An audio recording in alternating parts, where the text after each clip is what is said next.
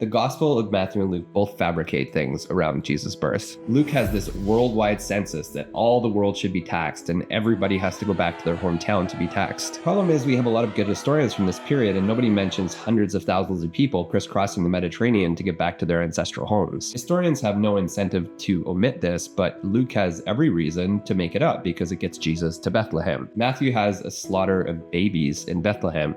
Again, surely a historian would mention this. Josephus talks about all the terrible things King Herod did, and yet he never mentions that he killed every single baby under the age of 2 in Bethlehem. Historians would have no reason to cover this up, but Matthew has every reason to invent it because it helps him get Jesus to Egypt, and then he can say this thing about out of Egypt I have called my son. Matthew puts Jesus' birth during the reign of King Herod, who died in 4 BC. Luke says that this all happens under Quirinius, which is 10 years later. Add to this that Matthew has Jesus flee to Egypt and stay there until King Herod dies. Meanwhile, Luke has this story about them literally going to Jerusalem almost immediately after Jesus is born, like within a couple months. These stories are impossible to reconcile, but the people who want the Bible to be infallible tie themselves in knots to try to get around these. I think it's more fun to try to understand how the gospel writers use these different stories and what these traditions do for their individual narratives.